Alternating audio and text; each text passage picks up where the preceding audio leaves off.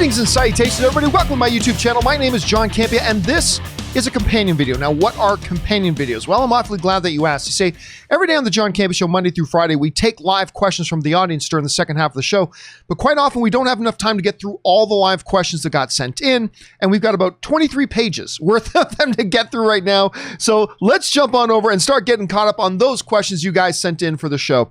And we're going to start things off here with Joe Mama Tipped, who writes, "Hey, John. One of my favorite movies is Jack Black's Nacho Libre. I just love that movie and want to know if you've seen it and what are your thoughts. Thanks and keep up the great work." Well, thanks a lot for sending that in, man. And yes, as a matter of fact, I have seen it. It's funny, somebody else wrote in about this, I think just a couple weeks ago. Somebody else wrote in saying, "John, I love Nacho Libre." And Nacho Libre was certainly a movie like back in 2004, 2005, whenever it came out. I'm terrible with movie years. That certainly had my attention because I really like Jack Black and, you know, I was really into wrestling. I got to admit, I'm not a big fan. I think it was directed by a guy named Jared Hess, who's been a little bit hit and miss. Like he did, most notably, he did Napoleon Dynamite. He also did this really terrible little film called Masterminds with Zach Galifianakis, and I think Owen Wilson was in it. But anyway, that one was really bad. But I gotta admit, I'm really not a big fan of Nacho Libre. I don't think it was bad or terrible. Actually, I've got a friend of mine in Canada who just actually really adores that movie. So it didn't really work for me, even though I am a Jack Black fan and I was into wrestling particularly at the time, but for whatever reason, just didn't work for me. But I'm glad you like it, Joe. Thanks for sending that in, man. All right, next up. Jay writes, "Have you checked out the Hulu series, The Great?" No, I think that's Nicholas Hoult's, right? I have not seen it. That just dropped. It's from the writer of The Favorite. I don't think any actor on TV is having as much fun as Nicholas Hoult is as Emperor Peter. He steals every scene, might be his best performance. Okay. I mean, like, listen, we were talking about Nicholas Hoult this morning on the John Campea Show because he was supposed to be the villain in Mission Impossible 6. And of course, now because of, you know, the pandemic and everything that delayed shooting, it's now caused scheduling conflicts for him. So he's not on Mission Impossible 7, I should say. He's not on Mission Impossible 7 anymore. But I really do quite like him a lot. I especially liked him in Warm Bodies. I thought he was great in that. So yeah, you've piqued my curiosity, man. I think I will probably, there's actually 2 shows on Hulu I really got to check out. I want to check out that and I want to check out Devs because everybody's telling me how great Devs is. So I got to check that out at some point too. Thanks for the tip, Jay. All right. Monkey See Monkey Do writes, "John, I believe Tyler Hoechlin's Superman is the definitive," oh, I think somebody's trolling me here, "is the definitive and most comic book accurate version of Superman to date. CW does a great job handling the character and WB should give them $200 million to put this version of Superman on the big screen. Thoughts?" Well, it's clearly somebody trying to get a rise out of me. I mean, that's obvious. So you all know what I think about. Now, no blame on Tyler Hoechlin, if that's how you pronounce his last name. No blame on him. You know, he's just an actor there doing the best job that he can. I don't blame him at all for any of this. But I clearly do not like the way CW has handled their Superman. Not in the least. Superman deserves to be handled with more respect. He's one of the Holy Trinity of comic book, at least the DC world of Superman, Batman, Wonder Woman. And you know, you guys know, I'm not going to go into my whole spiel on it again, but you guys know how I feel the way they've treated Superman. That's just me. All right. And I think Monkey See, Monkey Do knows that, and he's just being facetious. All right. Pixar creator writes, "Other than Walt Disney, John Lasseter has made the biggest contribution to the animation business in history." You can make an argument for that. "I find it bad that people overlook this and underappreciate him, especially without details and legal convention." Well, I mean, hold on a second though, but that assumes a couple of things, Pixar creator. That assumes a couple of things. That assumes that had it not been for, there wasn't even a big scandal. Like, there was no big major thing that John Lasseter got busted for that would result in criminal charge or anything like that. But, you know, according to what we've heard, he acted inappropriately. Whatever. But saying what you're saying assumes that if that little scandal wasn't around, that everybody would know the name John Lasseter. And I don't know that that's true. I mean, other than, I mean, I don't know. I'm trying to think of some names, like in the world, at least of North American Hollywood animation. I mean, you can go to Ghibli and all that kind of stuff, but if you're talking about like Hollywood animation, I don't know that anybody knows anybody's name. I don't know that the average film goer and even somebody who appreciates animation really knows a lot of the names of anybody involved in animation. Now, sure, a lot of people in movie circles know the name John Lasseter. And I think you're right. I think maybe, other than Walt Disney, maybe the most important person in the history of animation may actually be John Lasseter. But I don't know that he would be a total regular household name were it not, even if it wasn't for the scandal stuff. You know what I'm saying? So I think people in movie circles, despite whatever personal issues he has going on, I think people in movie circles still fully understand what his contributions were to where animation is today. I don't think that's changed. At least I don't feel like that's changed in the circles I travel in. And I don't know. So I just don't think it's like he would be more famous today if it wasn't for that. I'm not sure that I agree with that, but I do agree that he is certainly, if not right behind Walt Disney, then he's certainly well up there. He's certainly far up there. All right. Thanks for sending that in, man.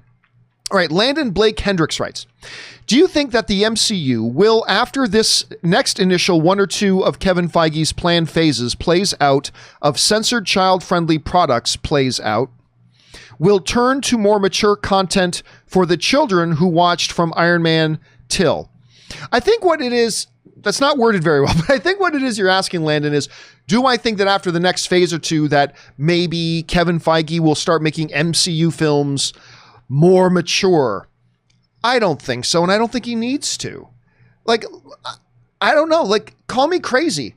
What, is he supposed to put in boobs? Like, is that what, does that make something more better, as if there's boobs or more F-bombs? Now, listen, I love filthy, don't get me wrong, but those MCU movies, listen, they had half of the population of the Earth killed. They have death and loss and tragedy. They've even showed Tony Stark in one of their movies suffering with PTSD from, an intergalactic crisis that he faced in outer space as a normal mortal man. I mean, I don't know. They delve into a lot of heavy stuff. Now, I'm not saying it's on the same level as Breaking Bad or anything like that, but they seem to go pretty level. I don't see the need to do anything more beyond that.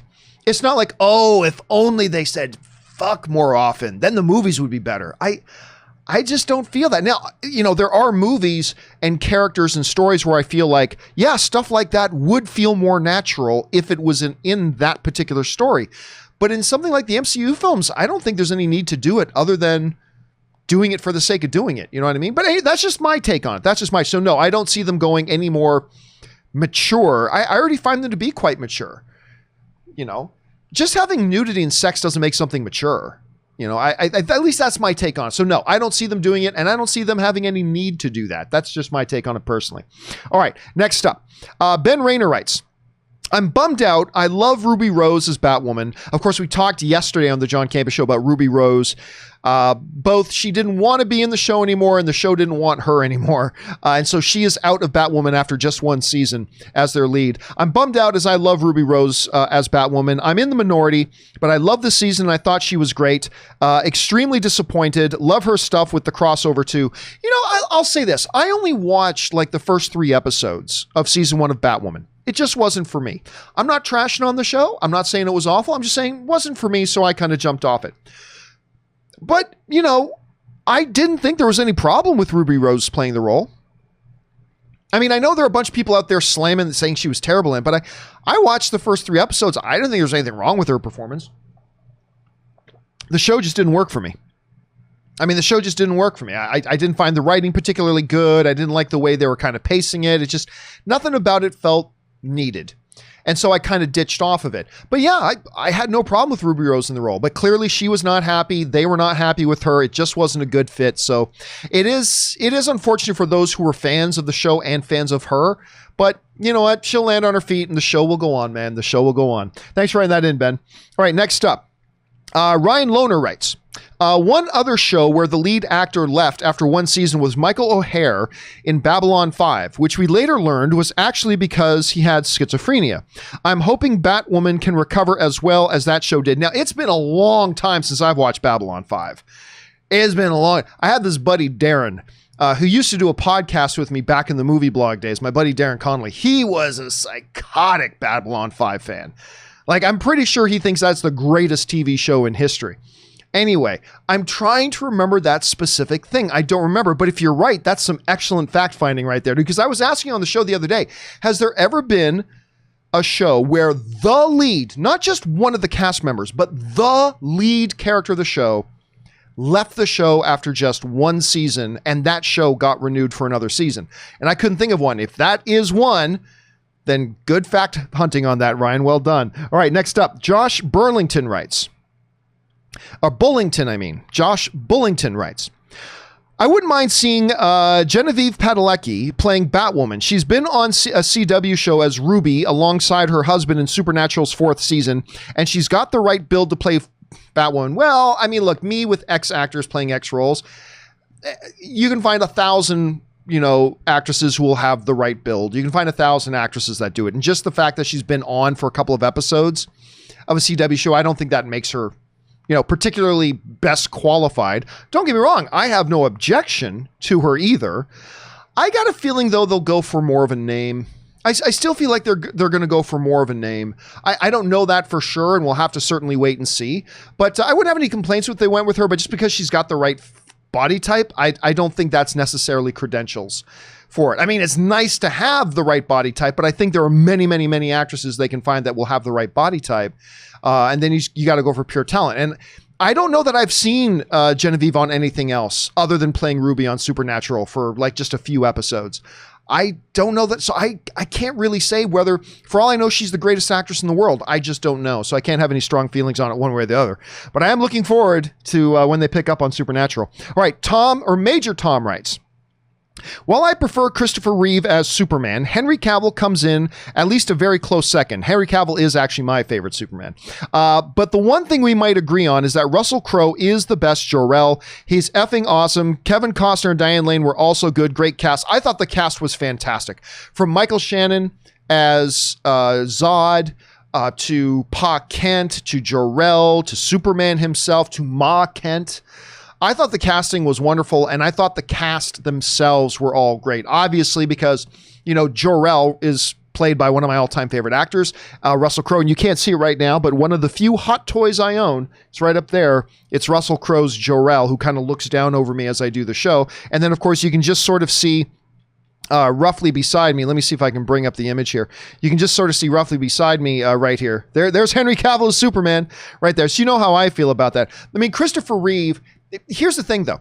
Christopher Reeve represented a different era's Superman, right? He was playing, in many ways, he was playing a different character. He was playing and I mean this in a good way, he was playing the, golly gee, ma'am, I'll get your kitten out of a tree Superman that we had in like the 70s and 80s. And he was great at it. I just found that if Superman was, if that capsule from Krypton crash landed on Earth in like the mid 1980s or in the early 1980s, and Superman was now here today, because of the life experiences he would have and stuff like that, what would that Superman be like?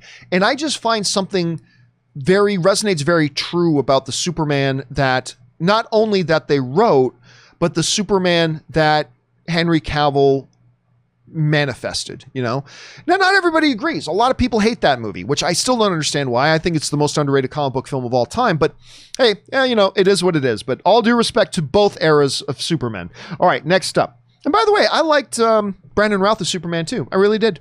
All right, Mark Newman writes, Justice League Snyder Cut, HBO Max went for the kill shot, and now I have to give them my money. Was cool to see Zach announce it along with Henry on a stream at the end of the watch party. Yeah, of course he did watch party for Man of Steel, which I didn't get a chance to watch because I totally forgot about where Vera was and everything, but whatever. Look, I have been saying for a long time, this is an easy win for HBO Max. This is an easy win. Now look, even though I've been saying since, mid to late 2019 that I believe they should put this thing on HBO Max, it's a clear win for HBO Max. I thought they would do it for free because I didn't think they'd spend any money on it. Like, I've just never thought that they would ever spend more money on it. Now, of course, while I've known that they've never had a completed version of the Snyder Cut, because of what everybody else said, I just assumed the Snyder Cut was at least a little bit more finished than what it actually is, because we saw in the Hollywood Reporter article that it was basically, the way they described it in their interview with Zack Snyder and Deb Snyder was, It was a car with just a drive shaft and a couple of seats. It had no panels, nothing else. There was no post-production done on it. The article says there's no CGI done on it. And because everybody kept saying that all this work was done, I was just under the assumption that it was a little bit further. Like, I knew it was incomplete, but I was under the assumption that it was just a little bit further along than that. So thought, you don't need to put any money into this. Just put it out on HBO Max. It's an easy win. Just put it out. Just drop it on HBO Max. But apparently it does need more work. So they're going to put 20 to 30 million more into it. Great. And we'll see how that kind of turns out. But this is a great win. And here's why. This is why if you're HBO Max, this is a great win. Because with all the streaming services, we're just at the beginning of the streaming wars. With all the streaming services coming out, right? Everybody's getting movies. Everybody's got their original shows, blah, blah, blah. But what can you do that's really unique to make your service, at least for a moment, stand out as being different from everybody else? And the drama that's been going on behind the Snyder Cut, for good and for bad, has created a situation unlike anything we've ever seen in Hollywood before. And for HBO Max now to reap the benefits of that, I think it's just a no-brainer. Again, I knew they would put it on HBO Max. I just didn't think they'd spend any money on it. So, I mean, I've never thought from day one that they would spend any more money on it. I didn't think they needed to. I didn't think they'd wanted to, but they did. And you know what? Aaron and I were talking about this earlier today. I don't think it's just going to be 20 to 30 million. I've been thinking about it more since Aaron and I did that show, and I think Aaron's right. I think it's going to be more. Because if it is as unfinished as they say in that interview with the Snyders, if it really is that unfinished, I don't know how you finish it for just 20 or 30 million. I mean, just 20 or 30 million bucks. That's 3 times as much as they paid to make Invisible Man from start to finish. I know that sounds ridiculous to say that, but honestly, I don't know how they do it I think it's going to end up being more. I think it's going to end up more, but we will wait and see. All right, next up, Dan Ketchum writes, so WB has decided to fund the release of the Snyder Cut on HBO Max. I have a feeling it will be very underwhelming. But isn't this decision by the studio also deeply insulting and disrespectful to Joss Whedon? Yes, I know it's WB's property, but still, no, I don't think it is at all. Listen, I remember back when Justice League first came out, and I think it goes both ways, somebody asked, I can't remember exactly when, but somebody asked, isn't them moving ahead and doing this with another director now insulting to Zack Snyder? And I was like, at the time I said, no, because it's not Zack Snyder's property. It's not his. He doesn't pay for it. The property doesn't belong to him. He did not create Superman or the Justice League or any of these characters. He didn't create any of them. These belong to Warner Brothers. He shouldn't be insulted at all. This isn't his. It's not his. And so I would say the exact same thing applies to Whedon. Remember, Whedon was in a situation where Warner Brothers wanted to change Justice League the way it was. They wanted to change it. And they were going to change it one way or the other, no matter who they brought in to do it. And so they said, you, Whedon, come change this. And he came in and he saved the project. Because if it wasn't Joss Whedon, I'm going to tell you right now, they would have gone out, they would have hacked it up and gotten somebody else to direct it, and it probably wouldn't turn out as well. And the reality is, Justice League actually ended up got higher critical response than Batman versus Superman did. And I think maybe even more than Man of Steel. I could be wrong about that, but I think even bigger than Man of Steel. But it's still not Joss Whedon's. It's not his. It's Warner Brothers. It's theirs. Joss Whedon didn't create Steppenwolf. Joss Whedon didn't create Superman or Batman or Aquaman or Cyborg. He never created any of these characters. These characters do not belong to him. He was hired to come in and do a job, and he got paid to do the job. Just like Zack Snyder did. So in the same way that I don't think Zack Snyder would have been insulted when they decided to move in a different direction with their project, I don't think Joss Whedon in any way should be insulted by the fact that Warner Brothers decided to do something else now. I mean, I could be wrong, but these guys are in this business. They know the business. So I got to assume they understand, hey, it's just business. They made a decision for their property. I don't think anybody should feel insulted. All right, next up. Sean Irons writes, have you seen the news? Well, we talked about it at length this morning, that Zack Snyder's cut is coming to HBO Max in 2021. What do you think about this move and what this means for the DCEU? Also, do you think that they should use the animated Justice League intro rescored for this presentation? No, I don't think they should incorporate any of the cartoon stuff in. What does it mean for the DCEU? Nothing. And that, I believe, this is something Robert and I talked about a couple of months ago, if you'll remember. One of the reasons before, like early 2019, maybe late 2018, that I thought it would be problematic to bring to theaters. And Deb Snyder, by the way, herself said this Snyder Cut could never come to movie theaters. And I agreed with her. But back then I said, one of the problems was, how do you do it without disrupting what's going on in the DCEU? But fast forward a year now, where are we at? The DCEU is not what it used to be. Warner Brothers has been kind of shifting away from shared cinematic universe. Not to say that they won't come back to it. I'm not saying that I don't think they'll ever come. I think they will come back to it at some point. But right now, we've got a DCEU where Aquaman wasn't affiliated or associated with the greater DCEU as a whole. I mean, there was one quick, if you blinked, reference made once in the entire movie, and that was it. It was gone. It was a reference to Steppenwolf, and then it was gone. So Aquaman, for all intents and purposes, was treated as a standalone movie. Joker was an Elseworld-style standalone movie. They've rebooted Batman, and now we've got a new Batman coming. Shazam with some fun little cameos at the end, but it was essentially a standalone movie. They have really shifted away from their focus on shared cinematic universe. And that's one of the reasons, like Rob and I talked about a couple months ago, when I said, I think that's what makes it really, an easy decision to put this thing on HBO Max, because it doesn't disrupt anything in the DCU, whether it's awful or whether it's great. It doesn't disrupt anything. And so that's the thing. So yeah, I don't think it means anything for the DCU. I think this will be seen as a aberration. I think it'll be seen as a kind of a very unique situation, the likes of which we haven't seen in Hollywood really before. And it'll just be seen as its own special, isolated, Elseworlds kind of thing. So I don't think if it's horrible or if it's the best thing ever, I really don't see it having any impact on the DCEU as a whole right now. So that's just my guess. I mean, maybe it does, but my guess right now is that it won't. All right, thanks for writing that in, Sean. All right, next up, Willow writes, what I'm most looking forward to with the Snyder Cut is seeing more of Henry Cavill and Batfleck in action. Was the footage Cavill with the mustache all in the reshoots? I believe it was done by Whedon. So Snyder doesn't need to worry about removing it in his cut. That's true. That's true. See, when they brought them all back to do reshoots, that's when Henry Cavill, was in the midst of doing his Mission Impossible movie. He contractually was not allowed to cut off his mustache, but that shouldn't be a problem here.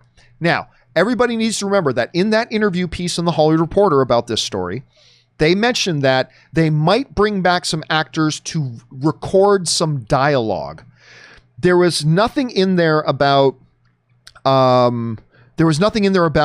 like shooting new scenes with Ben Affleck or shooting new scenes with Henry Cavill. That doesn't automatically mean they won't. But it does sound like, according to the article, at most what they would do is have the actors come in and record some new dialogue and stuff like that. So we'll see where all that kind of goes. So I don't think we're going to see any more Henry Cavill other than stuff he had already recorded, or any more Ben Affleck other than the stuff he had already recorded. But anything that gives me excuse to see more Henry Cavill as Superman, I'll take. He is my all-time favorite Superman, so any excuse to give me that, I'll take it. All right, Superman Steve writes, John, it's happening. As I was watching your show yesterday, you and Rob were talking about how any day now it's going to be announced that Zack Snyder's Justice League will drop on HBO. Well, listen, maybe, but remember, I've been saying for like 5 months that it could drop anytime. And 5 months came and went and it didn't. There was no announcement. So I wouldn't give me credit for calling any time now, because I've been saying any time now for 5 months and it still took forever. But you and Rob were talking about how any day now it's going to be announced that Zack Snyder's Justice League will drop on HBO. So I'm excited about this news. Absolutely brilliant. Can't wait. And again, I just thought it was a no-brainer. I really just thought it was a no-brainer. It is with HBO Max. Like, if it wasn't for HBO Max, I don't think this would ever happen. Actually, Deborah Snyder even said this never would happen because it would never be released in theaters. You couldn't put this out in theaters, says Deborah Snyder. But HBO Max not only opened the door for it, I think it made it a no-brainer. And I've been making that argument for months. Just take it, put it on HBO Max. I just thought they would take it and put it on as is and not finish it. But in my defense, I didn't realize how unfinished the movie was, because everybody kept saying about how far along it was, but apparently it wasn't. And so me saying they could just release it as it is was totally folly. Was totally folly, because it wasn't anywhere near in a position that it could be released the way it was. And so they decided to put the money into it. I never thought they would. But listen, from a marketing point of view for HBO Max, this was a no-brainer. I think it's a no-brainer. It's a good move. All right. Josh Bing writes, what they said in the official release about the Snyder Cut is what you've been saying this whole time. Yes, it is. What people fail to realize is you picked and chose your words very carefully. You weren't close to right, John. You hit the nail. You hit it right on the bullseye. Well, yes and no. When it comes to the Snyder Cut itself, yeah, I was right. But, you know, it wasn't just me that was saying that. Kevin Smith was saying that. Other people were saying that. So yes, I was right about that. But there's another side of the coin. I also said, now granted, circumstances had changed with everything, but still, one of the things I never thought would happen was that Warner Brothers would put more money into it. I never thought Warner Brothers would put more money into it. So yes, I can take my victory lap saying, listen, I told you guys the whole time what this Snyder Cut was and wasn't, and now it's been confirmed that I was right. But at the same time, if I'm going to do that, I also have to admit that for the longest time, even when I was saying they should release it on HBO Max, I was still saying I didn't think they put any money into it. I mean, yeah, I called that they should put it on HBO Max. I said they'd put it on HBO Max, but I also said I didn't think they'd put any money into it. I didn't think they needed to, but I said they wouldn't put any money into it. I've been saying that from the beginning. I've said from the beginning, I do not think Warner Brothers will put any money into it. And they did. So I did not hit it right on the bullseye. There were things I got right. There were things I got wrong. So it is what it is. But thank you for that, Josh. All right. Next up, Eduardo O'Neill writes, have you watched The Last Kingdom on Netflix? Recently binged it, and oh my God, this was an A+. I'm sure you will love it since you like displays of loyalty. I love all characters, and the lines between good and bad are blurry, which is great. Must watch if you miss Game of Thrones. Now, The Last Kingdom, is that Kingdom? Is that the Korean show about, you know, the Middle Ages sort of thing with the zombies and the politics? If that's the one you're talking about, yeah, man, I got to get on that. Kaori has been telling me, she's been telling me and Anne for months now to watch that show. And I swear to God, every time she comes over, have you guys started watching Kingdom yet? If that's the right show that we're talking about. So I do need to get on it because it does sound like a show that's right up my alley, and I do need to get on that. So thank you for the additional recommendation, Eduardo. I appreciate that. Okay, next up. Carl writes, everyone is going crazy over the Snyder Cut. I am sitting here wondering, what if it sucks? What if he finishes it and it's not good? Will that end the prospects of fan-driven studio projects? I wonder what hashtag will trend then. Okay, well, I mean, yes, but every movie that comes out could disappoint, right? Every movie or project, whether it's a director's cut or an original or whatever, every project that comes out has the potential to suck. And look, I said this in the show this morning, I'll say it again. Lest we forget, Zack Snyder made Man of Steel, which I clearly adore more than anybody else in the world, other than maybe Zack Snyder himself. He made Batman versus Superman. So he made these movies, and a lot of people didn't like them. I like Batman versus Superman, but I get why people didn't like it. I get why there are people who, and a lot of people who didn't like it. It's a divisive film. I don't get why people don't like Man of Steel, but that's a discussion we've had 1,000 times. So I just think people's expectations should be tempered because, you know, Zack has made a couple of DC movies and they were not received very well. They were received well by some, but a lot of people didn't like them. A lot of the audience didn't like them. They didn't live up to their potential at the box office. The critics didn't like them. And no, to all those idiots out there who still think that Disney paid off critics to say they didn't like the movie, just go jump off a bridge or something. Not literally, proverbially. But anyway, yeah, a lot of people didn't like it. I liked it. A lot of you liked it, but it is what it is. And so I think going into this whole thing, and remember, Walter Tsujihara, who I mistakenly called Hamada earlier. Hamada, I got the mixed up. I got the Hamada and Tsujihara mixed up, which I totally did a mistake of today. I shouldn't have done that. Tsujihara And, you know, a lot of the execs of Warner Brothers did not like the Justice League that Zack Snyder was making. They didn't like it. Or else they wouldn't have pulled in Joss Whedon and told him to change a bunch of stuff. So I think it's exciting for a lot of people that they're going to get to see what they've been asking for so long. And maybe it'll be awesome. Maybe somebody like me will be, for me, it'll be the next Man of Steel, you know? Not literally, but I mean as quality-wise. But I think also everybody's got to go in with tempered expectations and understand that it's probably not going to be something that the whole world loves, because he's made a couple and it can't, you can't ignore that. You can't ignore the response that it's had. So we'll see. Hopefully, look, the main thing I hope is that I like it. I mean, I just give me an excuse to see Ben Affleck as Batman again, which we're never going to get to see. And give me another excuse to see Henry Cavill as Superman, which we may or may not ever get to see again. And I'll take it. But listen, this was a very, very unique situation, right?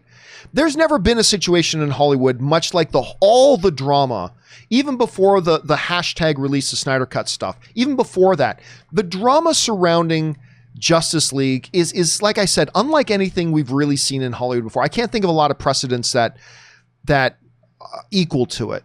And so because it's such a unique situation, I don't know if the great failure of this or the great success of this is really going to sway anything else coming down the line very much, because other things coming down the line are not going to be much like this Justice League situation. It's a very, very unique thing, which is, again, because it's so unique, is one of the reasons why I think it's such a good move for HBO Max to put it on their service.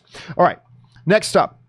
Thanks for that, Carl. All right, Oogie Booyahs writes, what a name. Hey, John, I know how much you don't like time travel or movies at the end of it all. You find out, or the movies were at the end of it all, you find out it was a dream. I caved into the Justice League Dark Apocalypse War. You'll probably hate it. It was all just a dream. Oh, really?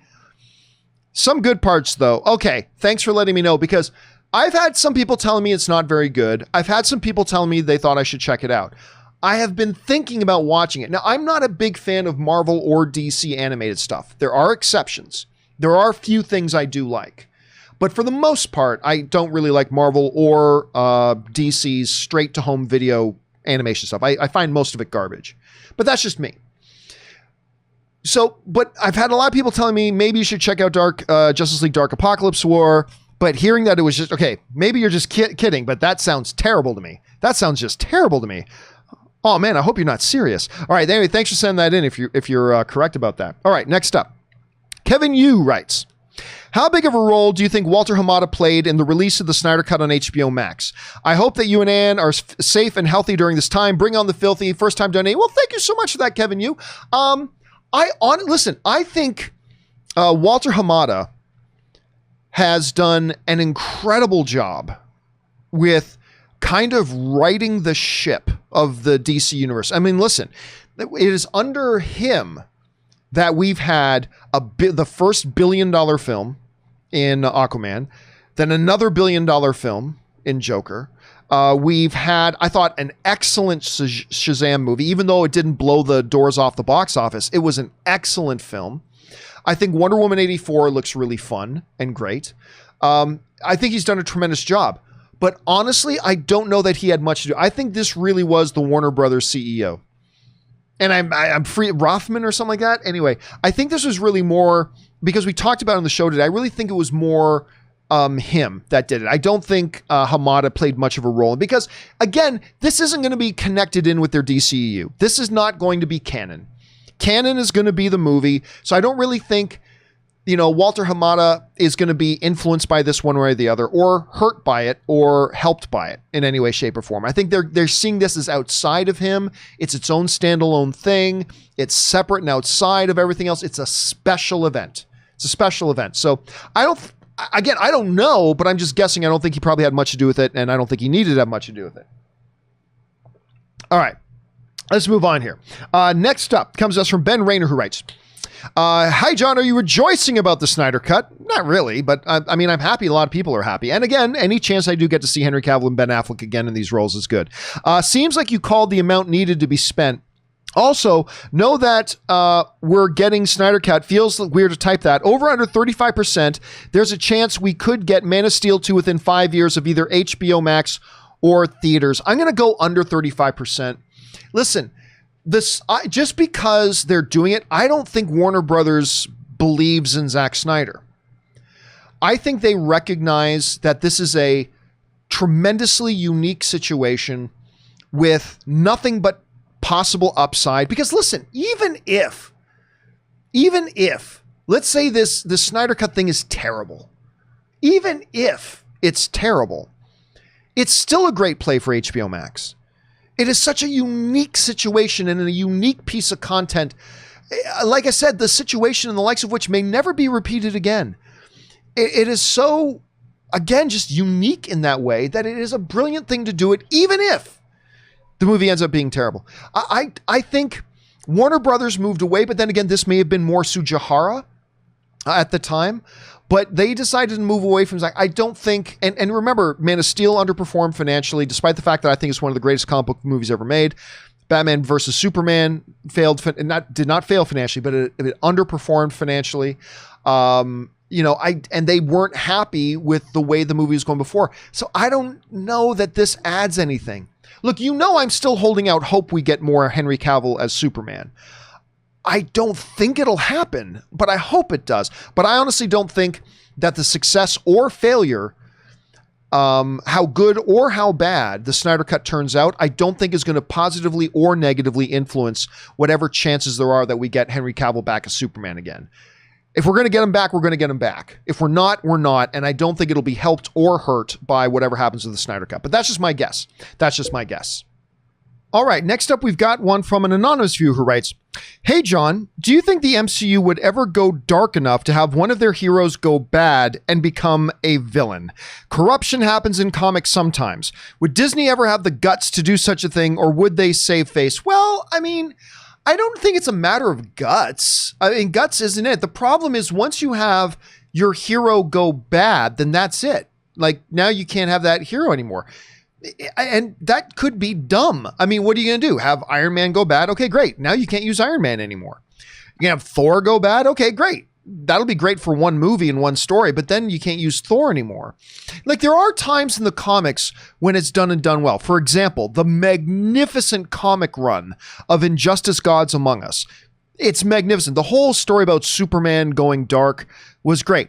Actually, if you go back a bunch of years, the story of Parallax, when Hal Jordan went bad, right? Actually, there were a bunch of people who didn't like that story. I did like the story. I thought it was really great. So it has happened in the comics sometimes, but I don't think it's a smart move for them to do. Again, I don't think it's a matter of guts. I just don't think it's a smart move for them to do in the movies, and therefore probably not a wise thing for them to do. So no, I don't think they'll do that because I don't think it'd be a smart thing for them to do, to be honest. But that's just me. All right, Ted Wu writes, "My favorite Star Wars movies based on soundtrack." That's interesting. John Williams only. Number 1, Empire. Number 2, Phantom Menace. Number 3, The Force Awakens. Number 4, Star Wars. Number 5, Return of the Jedi. Number 6, Revenge of the Sith. Number 7, The Rise of Skywalker. Number 8, Attack of the Clones. And number 9, The Last Jedi. Yeah, you know what? Here's the funny thing. As obsessed as I am with Star Wars, I don't know. Well, no, let me change. I was about to say, if you just put on a soundtrack, I don't know if I'd know which movie it was from. If you play it for like 3 or 4 minutes, I will know what it's from. But if you just put on any soundtrack and just play a random 20 seconds, I don't know if I could tell you which specific soundtrack it's from, depending on the piece of music that's playing. So that's a really interesting list, Ted. I don't think anybody's ever sent in a list like that. Well done, sir. Well done. All right. Mandalorian of Gondor writes, "Something like Snyder Cut happening is unheard of and unprecedented in this business. So excuse me if I ask questions throughout the week, but about it. My first is, with the cast coming in to record extra dialogue, could this bring back Ezra's controversy? Maybe.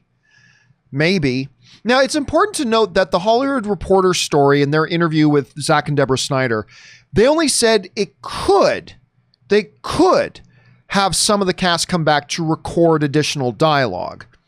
It doesn't say they will, so they might. If they bring in Ezra, well, here's the thing. The moment the Ezra Miller thing comes up again, like whether it's with Flash or something else, the controversy will come up. But I don't know if it would come up here, because who would know if Ezra Miller went in to do extra voice work? I don't think anybody would know. It's not like he has to go to a set where there's 200 people. I mean, he just has to show up to a sound stage or a sound studio, go into a booth, record his lines, and be done. So I don't know that there would be any controversies. I don't know that anybody would know about it. But it does raise a question about what's going to happen, because Ezra Miller chose to duck and hide, which sometimes is a good strategy depending on what's going on. But when this whole thing went on, instead of coming out and addressing it, they employed Ezra Miller and hissing. You guys know I like Ezra Miller's Flash. I like Ezra Miller as Flash. But when the whole thing with he, choked out a woman, threw a woman to the ground and all that kind of stuff, instead of addressing it, him and his PR people decided the right course of action was just to go into hiding and lay low.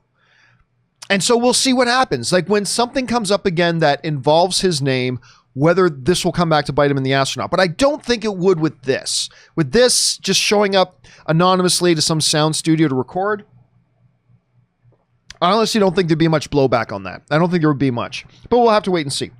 All right, Mandalorian of Gondor also writes, could the Snyder Cut receive a limited release in select theaters similar to Netflix's Irishman? I doubt it. Or maybe a one-night theatrical event like Fathom Events. Thanks, John. I'll be back in tomorrow with more Snyder questions. This is insane, and I got questions. The reason I don't think they will is, well, for a couple reasons. One, and not as important, is that Deborah Snyder basically said this would never work theatrically. So there's that. But the other main reason is this.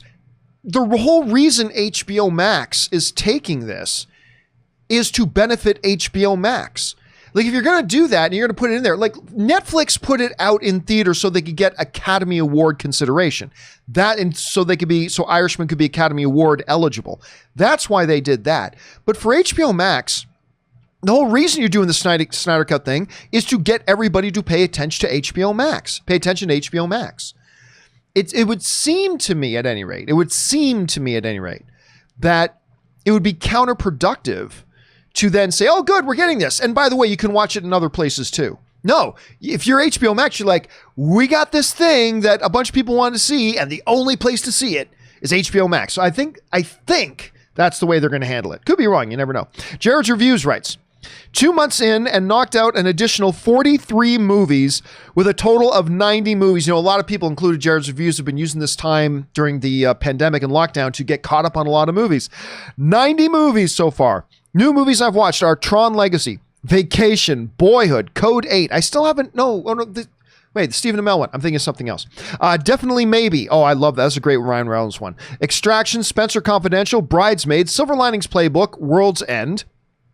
I feel like that's continuing on. Yep. Ocean's Trilogy, Attack the Block, Django Unchained, Hateful Eight, Pan, What We Do in the Shadows, The Shining, The Thing, the 1982 version, American Ultra, and Pacific Rim Uprising. Wasn't so happy with Pacific Rim Uprising. Favorite was Vacation, now one of my favorite comedy movies, and worst was American Ultra. Yeah, American Ultra, that was an interesting one because you had, why am I freezing on his name? The dude who was the screenwriter, Max Landis, who did the screenwriting on the Josh Trank film. Why am I with the one with Michael B. Jordan? I talk about this movie all the time. I love this film, and I'm freezing on the name of it. Anyway, Chronicle. That's it. That's the name of the movie, Chronicle. Anyway, Max Landis, who wrote Chronicle, also wrote American Ultra. And I love what he wrote in Chronicle. And so I went into American Ultra with some expectations, and I'm with you. I was not a big fan of American Ultra, unfortunately. Actually, there's a couple of films on your list that I wasn't a big fan of, but man, a lot of them are a lot of good fun. I'm glad you got a chance to get caught up on some of those. All right, Ethan Holgate writes, happiness is real, John. We will finally see the Snyder Cut, and I couldn't be more happier that Zach will get to complete his vision. To us, also, I'm from Ireland. Have you heard of an Irish sitcom called Father Ted? It's perfect depiction of Ireland, and so it's funny. It's funny, I had never even heard of that show until recently somebody else brought it up. I'd never heard of it, but somebody recently brought it up to me. It's the first time I've ever heard of it. So no, I have never seen it, Ethan, but I love local. When I say local, I mean on an international scale. I love local comedies. Like somebody else just brought up this movie I'd never heard of before, this Russian comedy, and I watched a bit of it, and I got to go back and watch the rest of it because it was great. And now you bring this one. This might be one I have to check out at some point. Ethan, thank you for bringing that up. All right. Let's see here. ZOMG Ruler writes, You and fellow Man of Steel fan, Angry Joe, agree Peacock is a stupid name for a streaming service. It is such a bad name for a streaming service. What would you change it to? For me, I'd call it Universal GT, GT meaning Grand Tour, since I'm a Dragon Ball Z fan and the sequel series was called Dragon Ball GT. Well, nobody would want to name their network after Dragon Ball Z.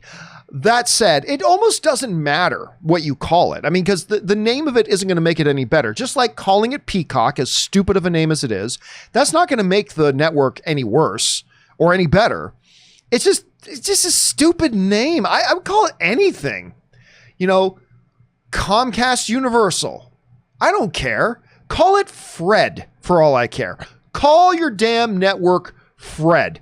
Even that would be better than Peacock. So like, I'm not a PR expert. I don't know what would be a good catchy name. All I know is that Peacock is a bad name. Who writes, "Hey, John. Recently, I was browsing through YouTube and came upon Kevin James's YouTube channel, and after binge watching all his videos, I now have a new appreciation for the man, and much like Adam Sandler, I think he could be a great dramatic actor." I like Kevin James.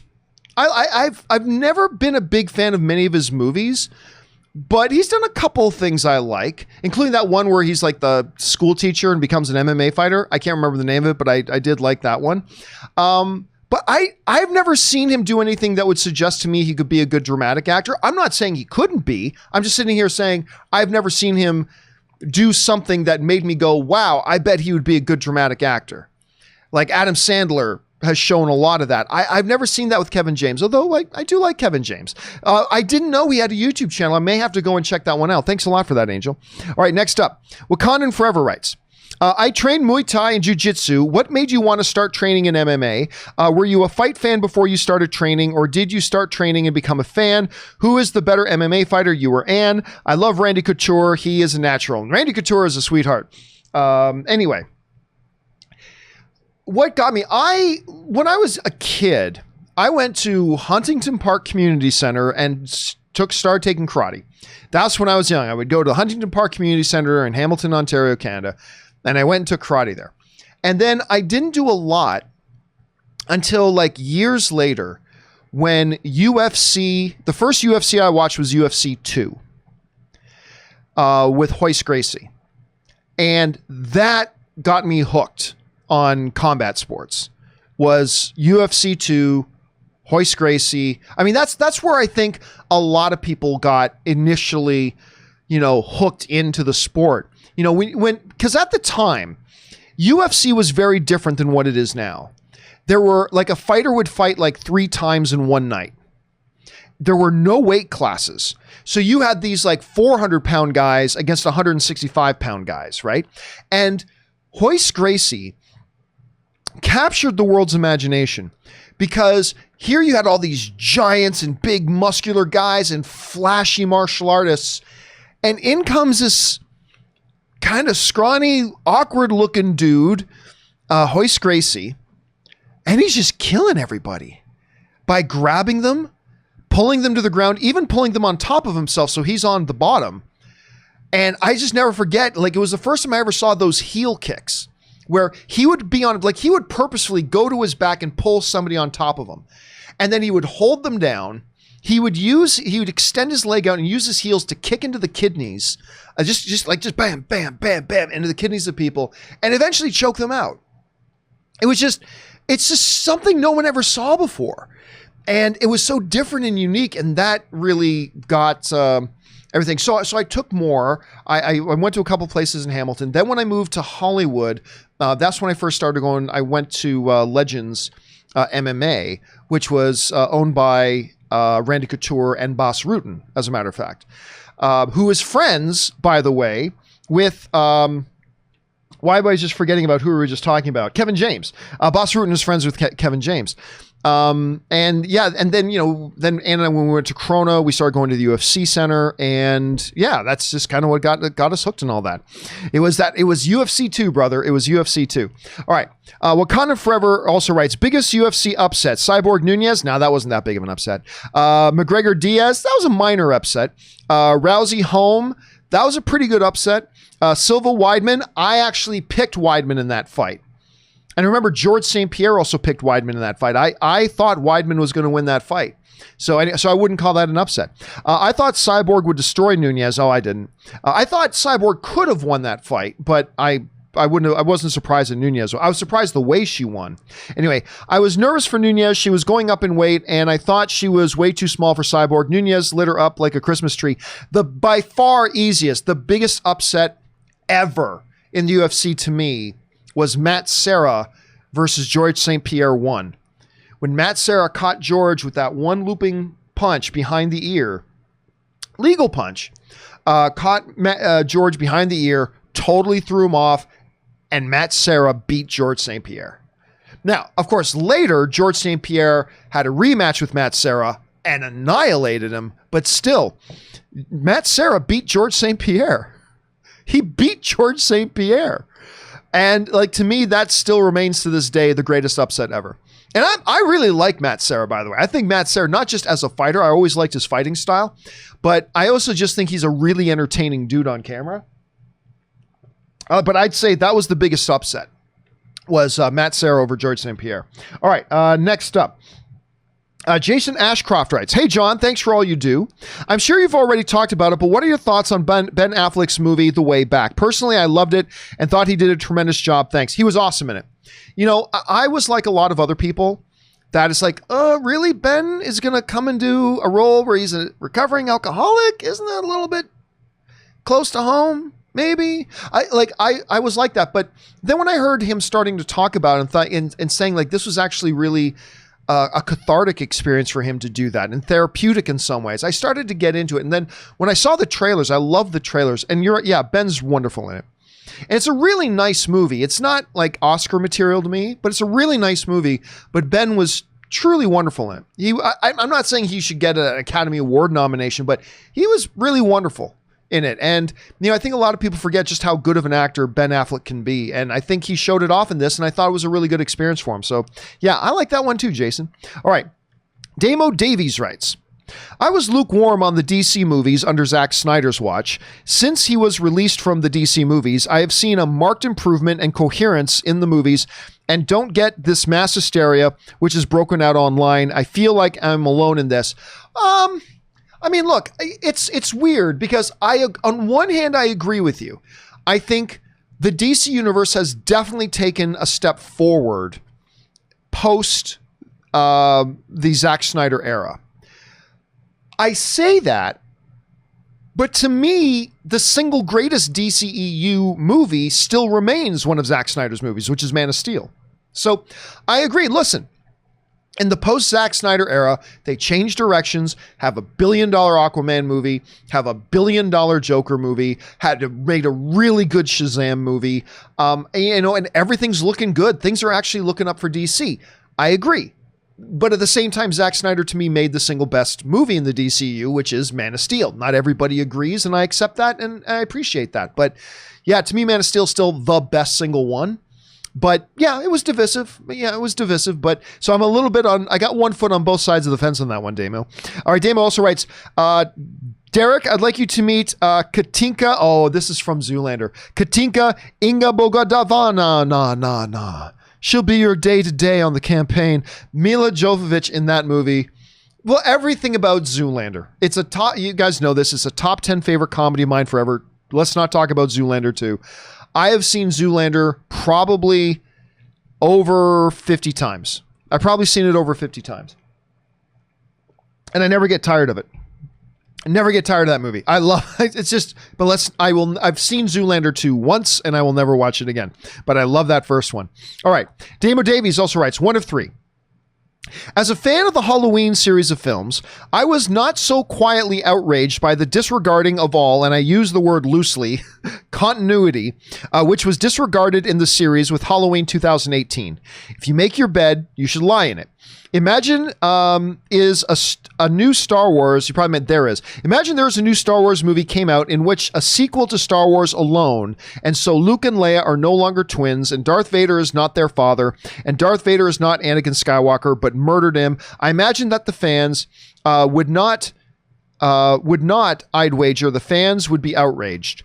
I know that Halloween and Star Wars are two different franchises, That's an understatement. And Star Wars is much more influential than Halloween, but the principle is the same. Laurie is Michael's sister. End of discussion in my view. Well, I mean, but here's the problem. The other big problem, though, the principle isn't the same, because on the one hand, you have some of the most beloved, treasured films of all time.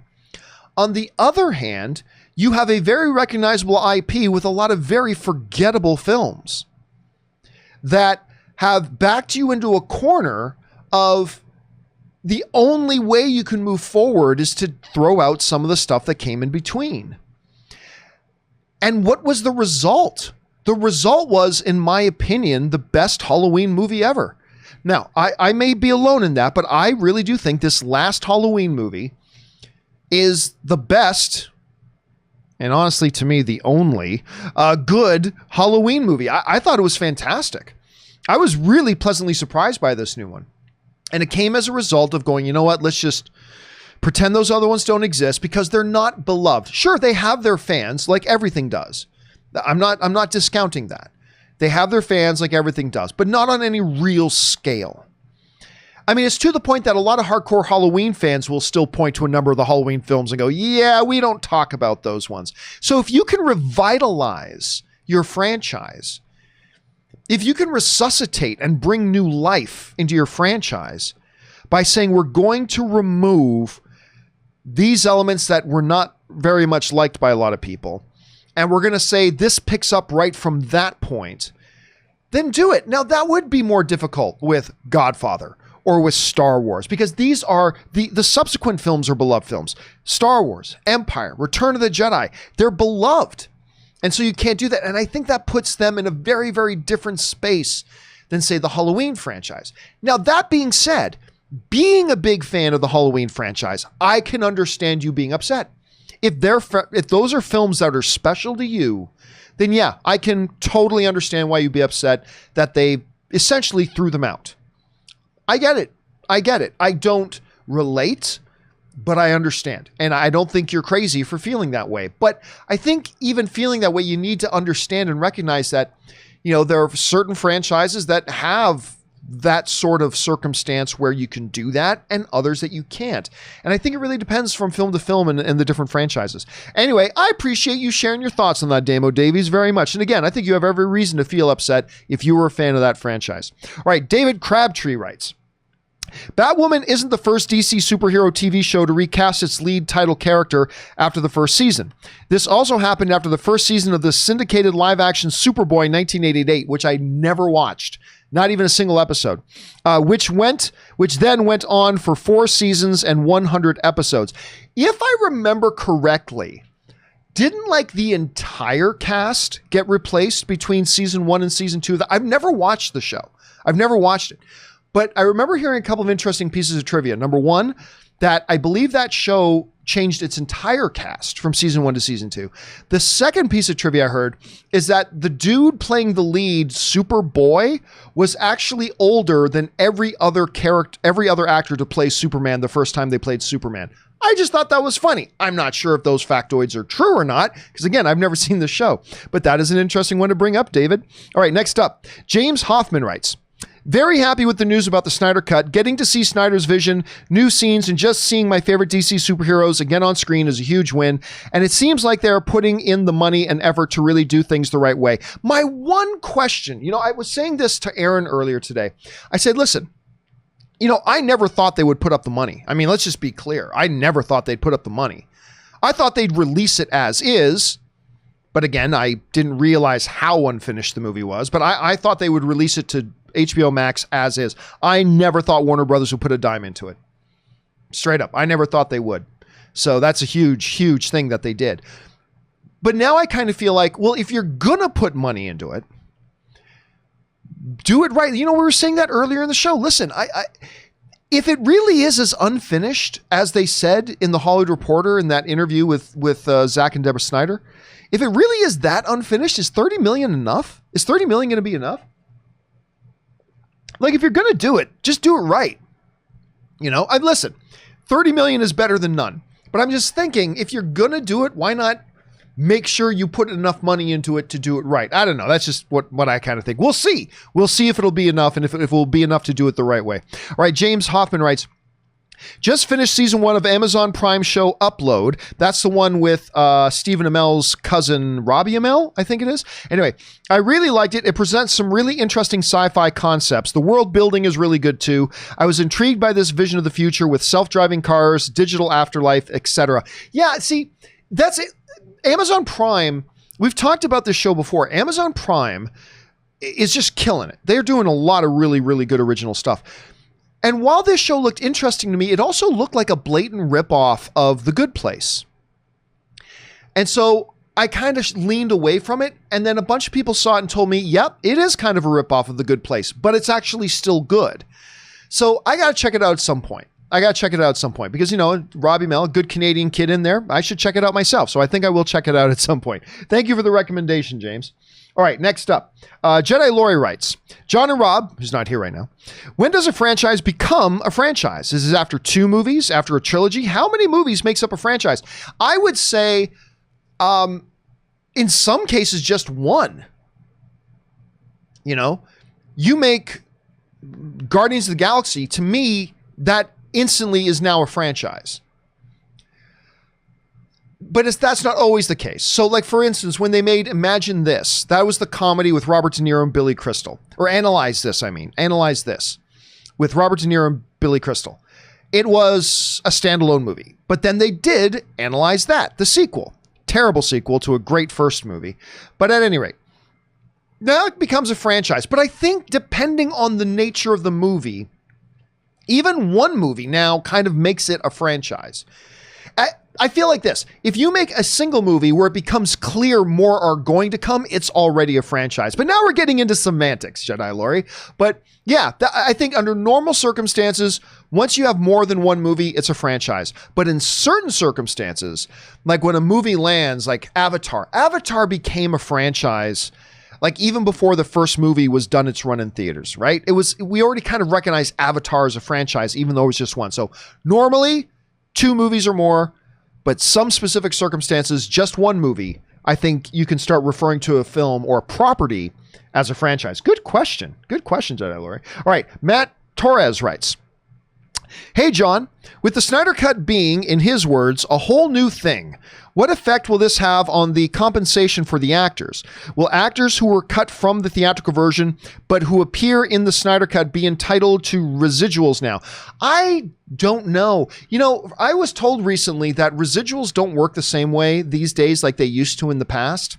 That actors, actually, I was just watching Joel McHale on doing an interview about Community, and he was saying like, yeah, a lot of people think we get paid like they got paid back in the Cheers days and the Seinfeld days. Like if your show goes into syndication, you're going to make those residuals forever. And he's like, it's not like that anymore.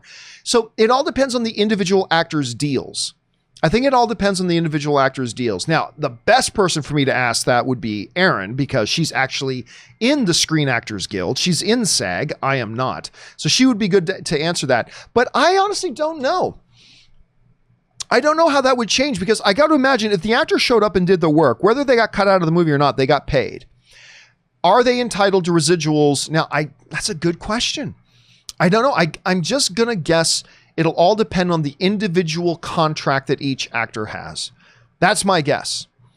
I mean, the other interesting thing too is that when they made this property, they made it as a movie, not as a miniseries on a streaming network, right? So how does that change the deals that have to be made with the actors and all that kind of stuff? I don't know.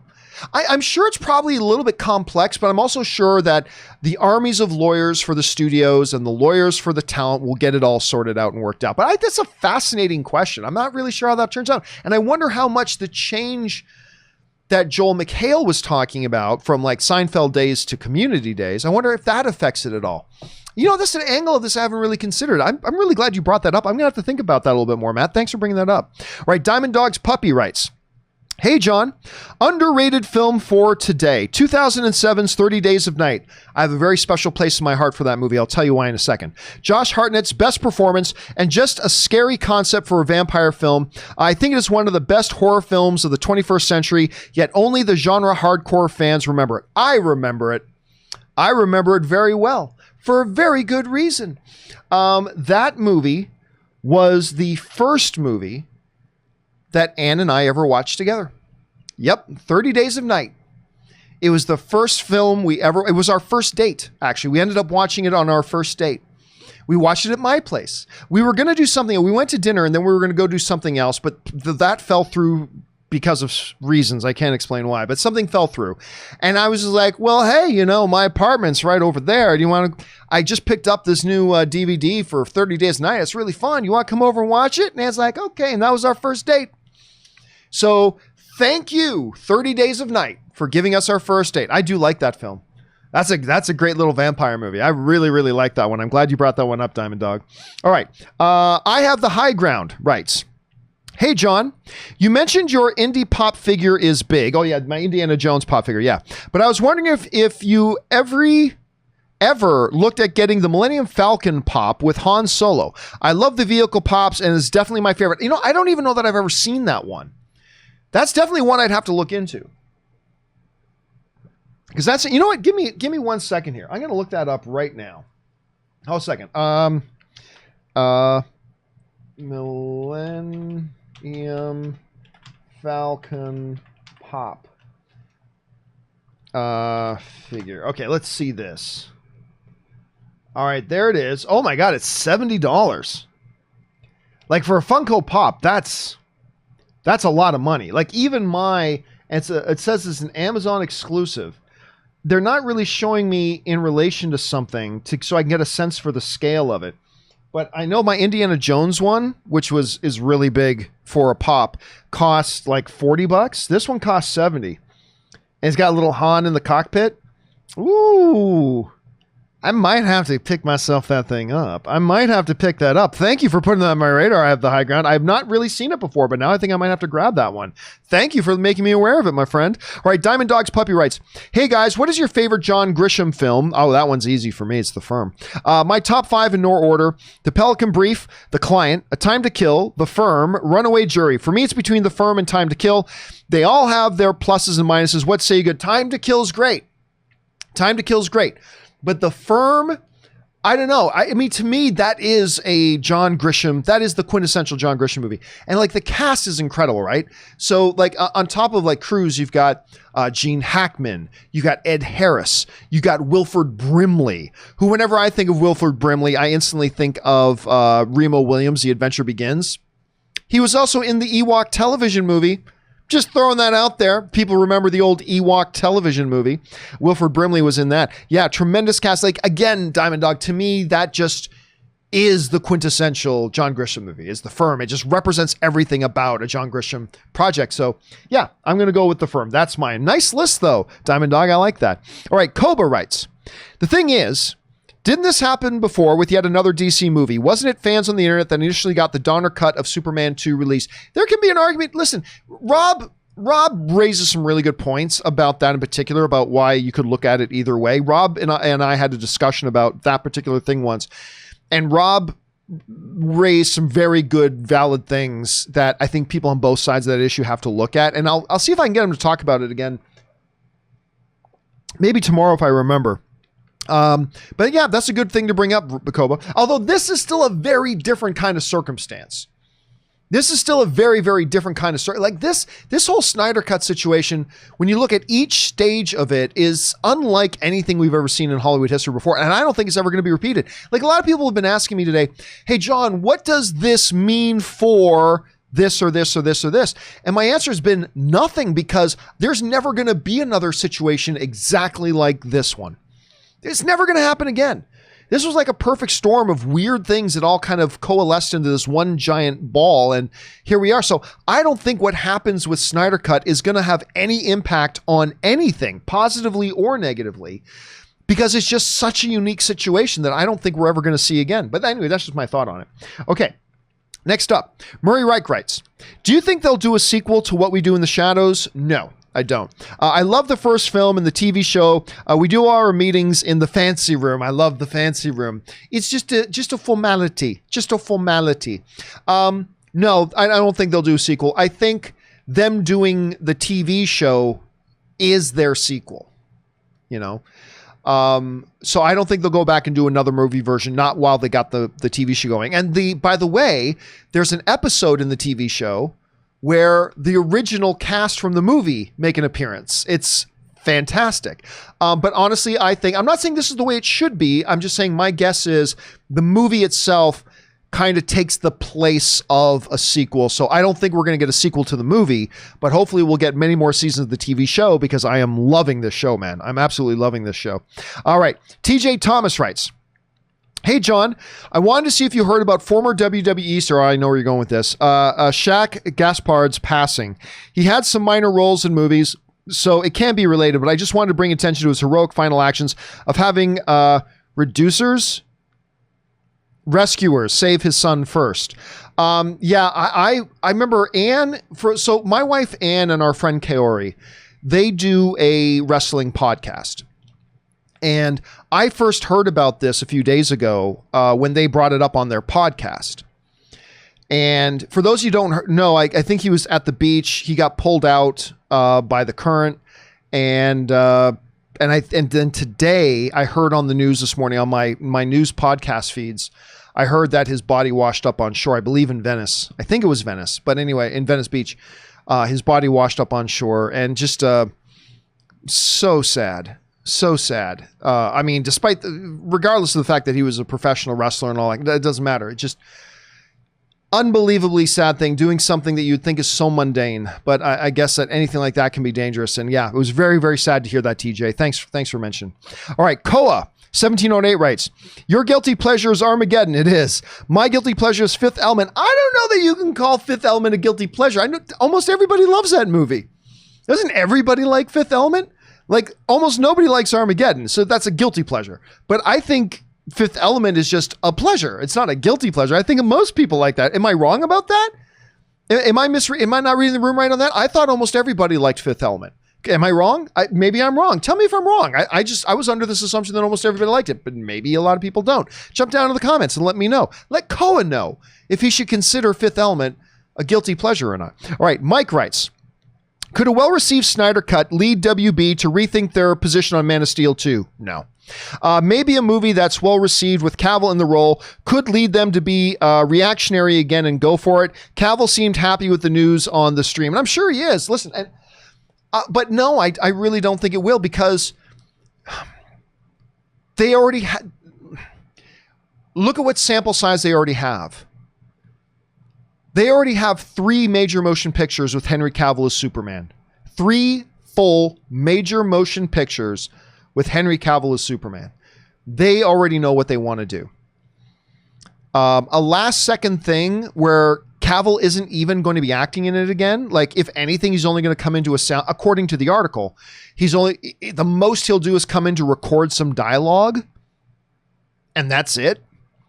I don't think that would make them change course on anything.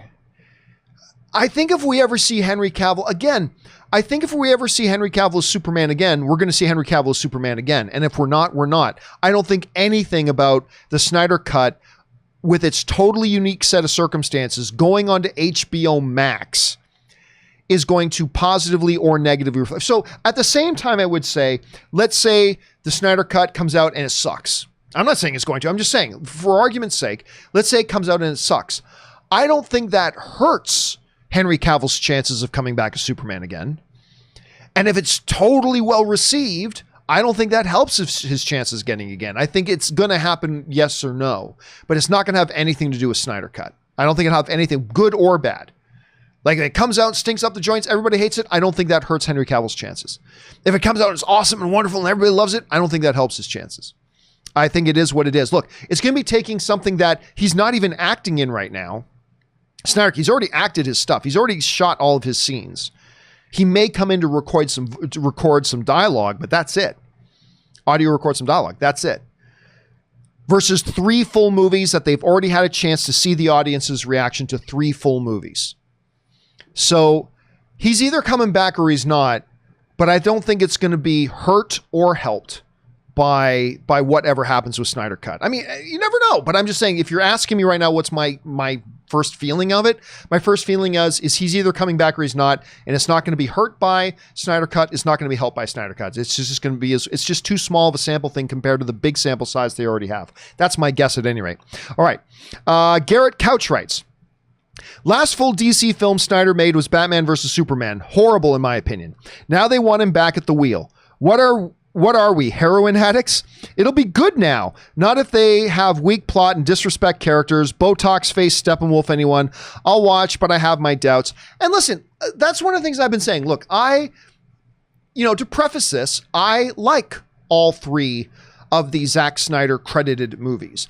I love Man of Steel. I like Batman vs. Superman, and I like Justice League. And yeah, a lot of people, don't forget, Zack Snyder is still the credited director on Justice League. But I like all three. But yeah, there are a lot of people who don't, and people can't forget that. I am dumbfounded why so many people don't like Man of Steel, but they don't, so fine. There are a lot of people that don't like Batman versus Superman. I do, but I know a lot of people don't. That's fine. And Justice League is Justice League. So yeah, it's possible, but it's just created such a perfect storm. We were talking a little bit earlier that the appeal of having the Snyder Cut. I mean, it's a great story. The story of the Snyder Cut is a great story. And then to have them put it on HBO Max is a big get for HBO Max, and something that is very hard to come by, something that is unique to this new streaming network. And it's a big deal. So I get it. I do. I think it's a smart move for them. And I can understand you didn't like Batman. Hey, I get it. A lot of people don't, and that's fine. But I don't think that takes away from the novelty. And sometimes you use the word novelty as if it's a negative thing, and I don't mean it as a negative thing. There's a novelty in a positive way. There's a novelty to this that is very unique. And I can see why to HBO Max this is a big get. So we'll see, man. We'll see. Maybe it'll be great. Maybe it'll be terrible, but it's definitely going to be unique one way or the other. All right. Let's see. That was Garrett. Now we're on to Justin Lee, who writes, will 30 million be enough to finish an incomplete movie? How could this Snyder Cut be remotely better than a finished product? I really don't understand the hype surrounding this. Also, the cynic in me thinks this is just a marketing tact for HBO Max. Of course it's a marketing tact for HBO Max. Of course it is. Look, Deborah Snyder herself said this was never going to be in theaters, right? That interview, Deborah Snyder, that came out today in The Hollywood Reporter. She said this is something that this would never have made it into theaters. But on HBO Max, now there's something. Because listen, all business relationships are about meeting mutual need, right? The best business relationships and the best business interactions are those that meet mutual needs. In the case of Snyder Cut had a need to be, distributed, actually shown to the audience. That was its need. HBO Max needs some big pop events. I'm not talking about Funko Pops. I mean, like a pop. And something as unique as a Snyder Cut is good. So yes, of course, it's a marketing tact for HBO Max. But what's wrong with that? It's okay. I mean, listen, Amazon Prime, why do you think they're making that Lord of the Rings show? They're making the Lord of the Rings show as a big marketing, curve for Amazon Prime. There's nothing wrong with that.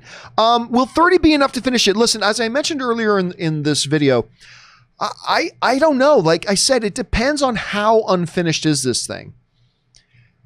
Because of what everybody kept saying, everybody kept saying, oh, it's practically done. Oh, it's so much of it is already finished. But then, and so I figured, oh, okay, so it's probably, taken shape.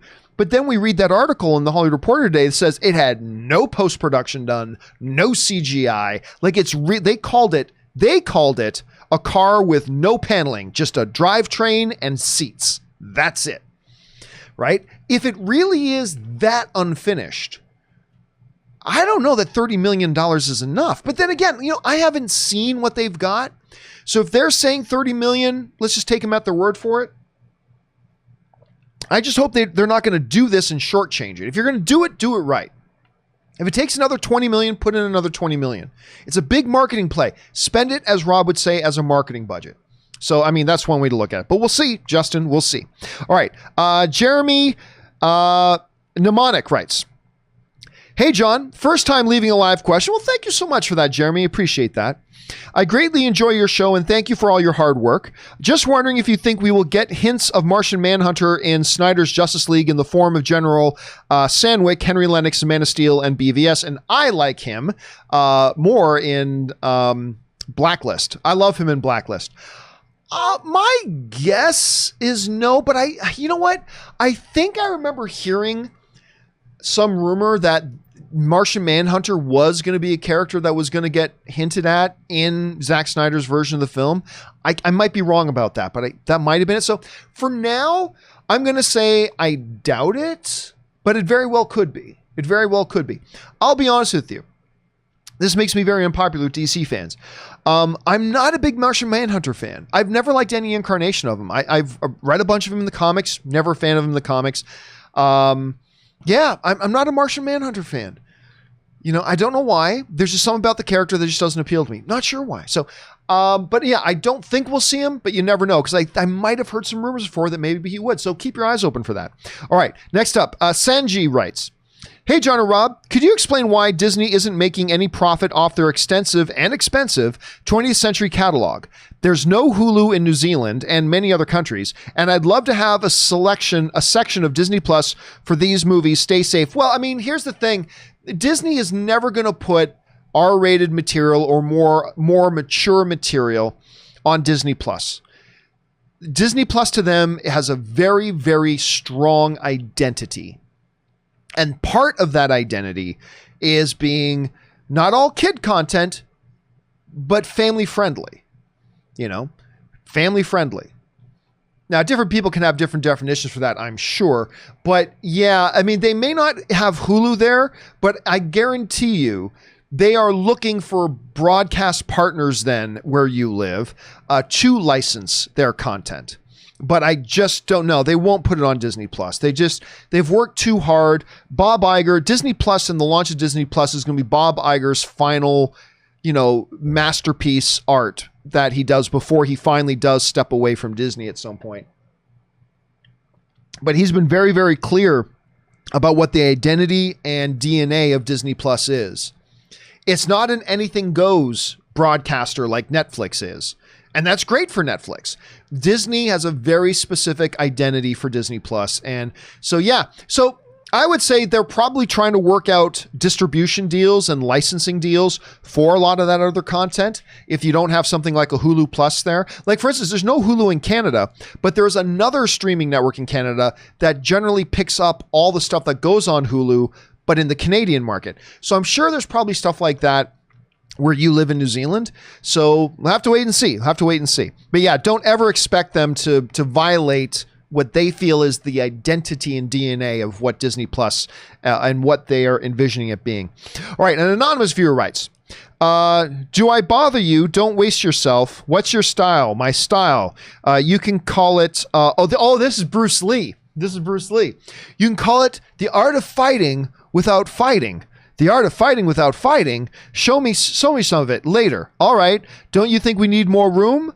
Let's get in a boat and go over to that island and fight on that beach. Don't try to pull yourself or I'll let go of the rope." Bruce Lee, ladies and gentlemen. Bruce Lee. I love that movie. And that's a great scene too. It's called The Art of Fighting Without Fighting. Let's go over to that beach. I love that. Nice one. I've never had anybody quote that on this show before. Well done. All right, Wakanda Forever writes, Bruce Lee, who is probably the anonymous writer. "Bruce Lee quotes that help me in hard times. Knowing is not enough, we must apply. Willing is not enough, we must do. Do not pray for an easy life. Pray for the strengths to endure the difficult ones. Water can flow or it can crash. Be water, my friend." And you know what's interesting? There is a ESPN 30 for 30 documentary coming out. ESPN is crushing it, by the way, with their documentaries. Like that Last Dance Chicago Bulls documentary, fan-frickin-tastic, unbelievable. And I've always liked their 30 for 30 stuff. Their 30 for 30 stuff is amazing. But they've got a 30 for 30 coming out on Bruce Lee called, I believe it's just called Be Water. I think that's the name of it. It's just called Be Water. So interesting thing. Keep your eyes open for that on ESPN. It's something you might enjoy. All right. Next up, Michael Bradley writes, hello, John. I'm interested in watching the Snyder Cut, but I do wonder if it will open the floodgates for insert director's name here cuts even more than it already happens. Here's the thing, though. Like I've been saying many, many times, I don't think you can look at what's happening with the Snyder Cut stuff as being influential over anything, because no other movie is coming from the circumstances that this one is. The unique set of circumstances, from the production, the fallout, the reshooting, to all the things that have happened since then. There's never been a movie that has had things happen to it like this film has. You know, it's just never been like, there's never been a situation like this. And dare I say, I don't think we're ever going to have a situation exactly like this again. So, and listen, almost every movie these days on their Blu-rays or whatever have a director's cut of some sort. But really, I don't think this is going to do anything, because, again, the circumstances are so unique that you're never going to have another movie coming along that mimics or mirrors those circumstances to then you can go, well, I wonder if this will happen with that because it happened over here. You know what I mean?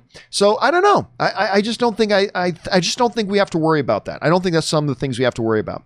All right. The real Michael Myers writes, hello, John and Aaron. Aaron is not here right now. Just wanted to say hello and support the channel. # release the filthy. Thank you so much. It's always nice when somebody just wants to write in and be supportive. Thank you so much for that, man. I appreciate that. All right. Seth L writes, hey, John, didn't know if you got the chance to watch the new animated Mortal Kombat movie. I didn't even know. No. I take that back. I was about to say I didn't even know there was a new Mortal Kombat animated movie. I did. That's right. But no, I have not watched it. Do you see the new live action movie coming out next year taking a similar approach to the story like this anime one? I haven't watched the animated one. Thanks and stay classy. I'm very curious about the new live action one. I am nervous about one particular thing, though. And I've mentioned this on the show before. My one bit of nervousness about the new Mortal Kombat movie is that it is both a first-time director and a first-time screenwriter. Or at least a screenwriter. This is the first movie this screenwriter has had getting made. Like, a first-time screenwriter, okay, whatever. First-time director, okay. It's because this Mortal Kombat movie isn't a Star Wars movie or a Marvel movie. It's a smaller film. So, okay, cool. You want a smaller film for a director to have their first directing stuff. Okay, good. But a movie that has both a first-time director and a first-time writer, I'm not going to lie, it makes me a little bit nervous. I'm not saying that means it's not going to be great. I'm just saying it just, for now, makes me a little bit nervous. So, we'll see. I am anticipating it, though. All right. Where are we at here? The Wakandan Forever writes, what is your favorite Bruce Lee movie? Mine is Fists of Fury. You must find this, John and viewers. I saw it on YouTube under Bruce Lee, Be Like Water, inspirational. It is Bruce Lee playing ping pong with nunchucks. The craziest thing I've seen in my life. Okay. Let's be very, very clear here. There's a video that Wakandan Forever is talking about that looks like it's an old video. And it appears to be Bruce Lee playing ping pong against a guy, but instead of using a paddle, Bruce Lee is using nunchucks, right? And he's swinging them around, and it looks incredible. It's not real. That was something that was shot in 2000, I believe it's 2008. That was shot for a commercial, I believe a Nokia commercial, if I'm remembering correctly. So yes, I get, like, every once in a while, I have somebody send me or tweet to me or something like this, John, oh my God, have you seen this video of Bruce Lee playing ping pong with nunchucks? And every once in a while it comes up, it's not real. It would be the coolest thing in the world if it was real, but it's not real. It was, like I said, it was shot as a commercial, I believe in 2007, 2008 for Nokia. And yeah, there you go. I know I was disappointed when I found out too that it wasn't real because like that is the coolest thing you've ever seen. Bruce Lee playing ping pong with nunchucks. It's the coolest thing I've ever seen, but it is sadly, unfortunately, not real. All right, Calvin Servo Pano writes, John, about the Snyder Cut, I can't understand if a former employee that I fired kept crying to the world about my company, showing bits of my property and saying how better his version to my company is better than my own. How I should give him money to finish his work. I would not only never do this, but I would never give him a new job. I'd probably sue him and never hire the staff that publicly endorsed him. Love you, John. Keep up the great work. Well, I mean, there's a couple things to keep in mind. I never once, like, listen, I, as much as anybody, got to a point where Zack, because I am a Zack Snyder fan. And again, Man of Steel, man, I will always be forever in his debt for Man of Steel. And he's done a number of other great films. But there was a point where even I was starting to go, like, I don't know that Zack's doing himself any favors by keep putting this stuff out. But even at that time, like, there was a time when I thought, like, Zack, just stop putting out all this stuff. Like, just focus on doing your new movie. He's got a new zombie movie he's doing, which I'm looking forward to seeing and all that kind of stuff. And I was like, dude, just stop. But to be fair, let's look at the WWE for a minute as an example, right? The most hated enemies in the world for a while was Vince McMahon, owner of WCW, and Eric Bischoff, the guy who was running WCW, who was for a while the big main competitor to the WWE. And these guys hated each other. And then sometime after WWE won the war, years later, guess who got hired on at WWE? Eric Bischoff got hired over there. And I remember there being interviews about that later on and asking, like, I thought you guys hate each other. Oh, we did. Then, and I remember Vince McMahon talking about, saying, well, you know, why do you bring him over? It's business, said Vince McMahon. It's business. He's good for the business. Doesn't matter if I hated him before. It doesn't matter if we were rivals before. It doesn't matter if I didn't like that he was doing this before, blah, blah, blah. It's business. Him being here is good for business for me right now. For him being here is good for him. It's just business. So, I mean, I don't know if Sujihara, who before he left as the CEO of Warner Brothers, I don't know if he was getting annoyed with Snyder stuff or not. I don't know if the current regime was getting annoyed with Snyder stuff or not. But at the end of the day, if they go, you know what? There's a business opportunity here. We've got this HBO Max. We've got this property over here that a lot of people are talking about. What if we marry those two things together? Because remember I said a little bit earlier in the show that, you know, the hallmark of a great business relationship is the mutual meeting of needs. Snyder Cut needs to be seen. HBO Max needs content. It's business.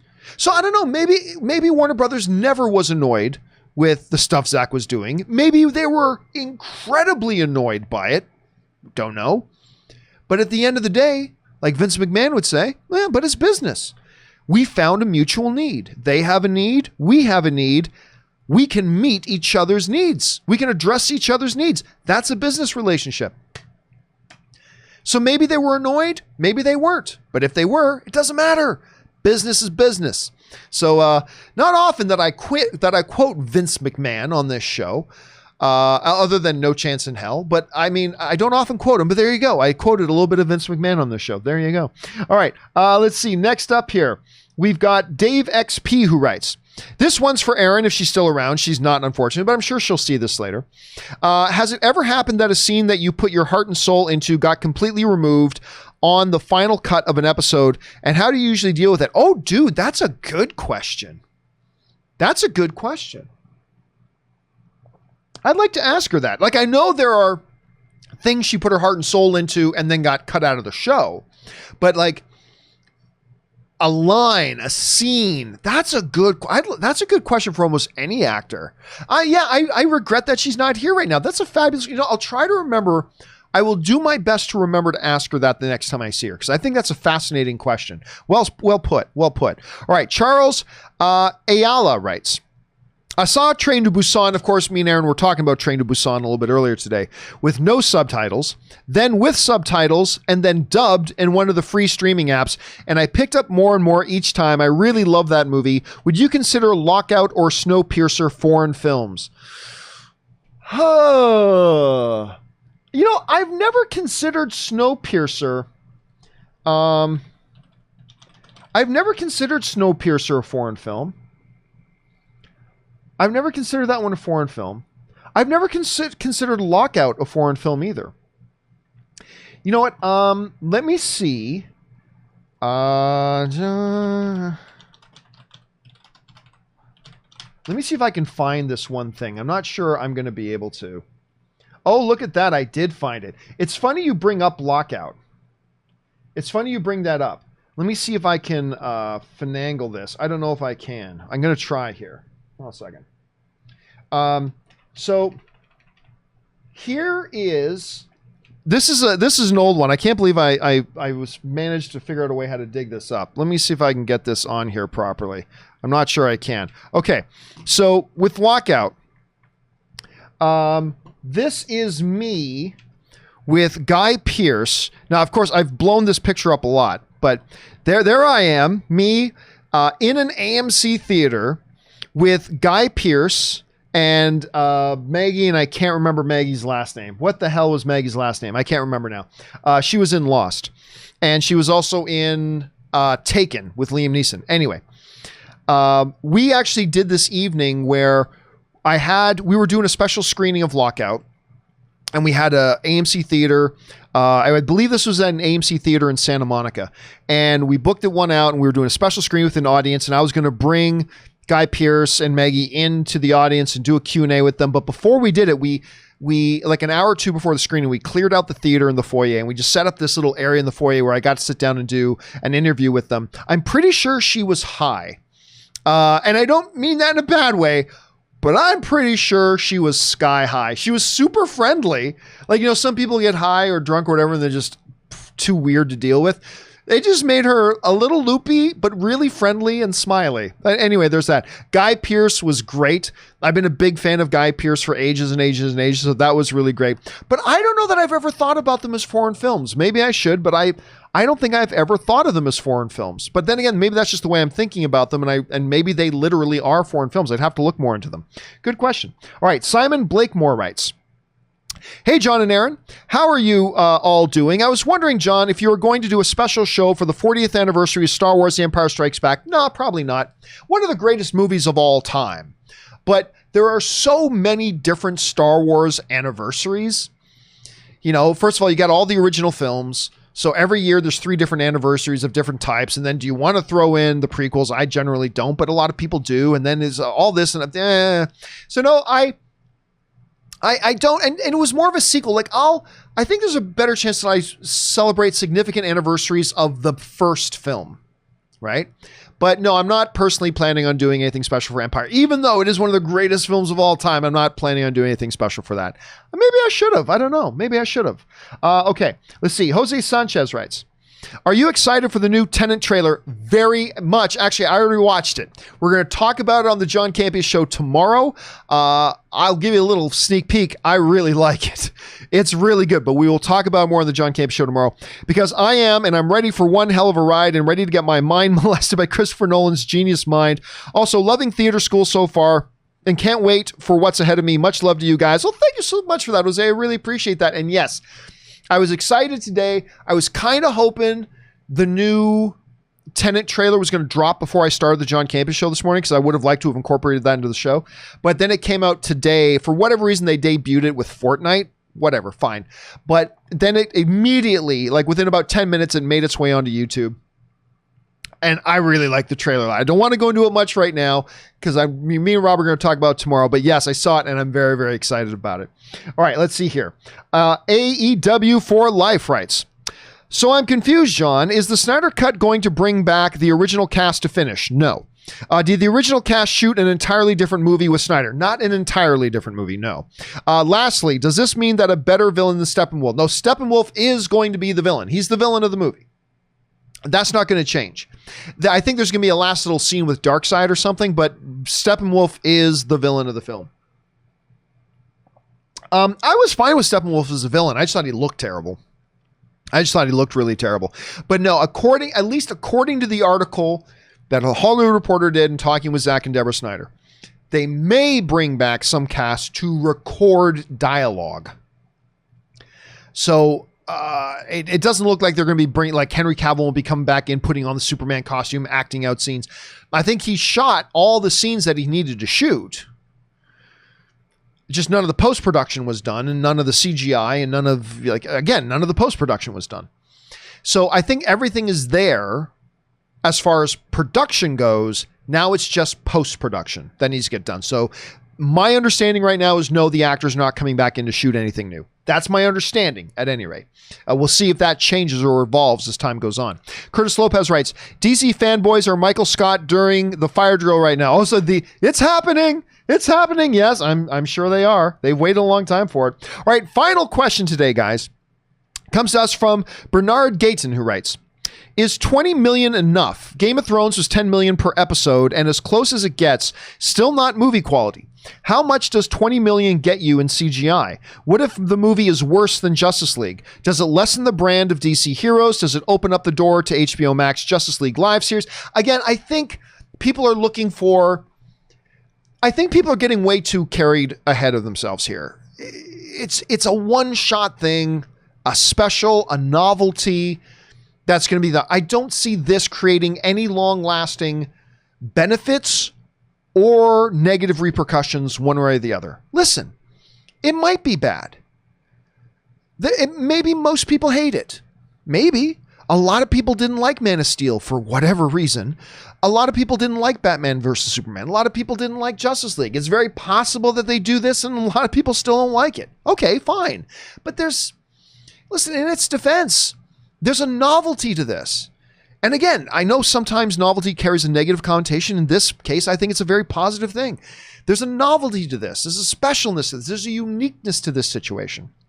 I also, as I've already mentioned several times in this video, I do wonder about, is 30 million enough? I don't know. I mean, it really does make me wonder, is 30 million enough? If you're really doing, now, I thought for a while they wouldn't put a single dollar into it, but if they're going to pay for it, is 30 enough? And I don't know. Listen, it's so hard for us to say one way or the other when we really don't know what the state of it is right now. Because maybe if we knew the state of it, we'd be like, oh yeah, it's plenty of money. Or if we knew, we'd go, oh my God, there's no way they can do it for that much. So I don't know. Aaron seems to think they'll end up spending more, and maybe they will. Maybe they won't. We'll find out soon enough.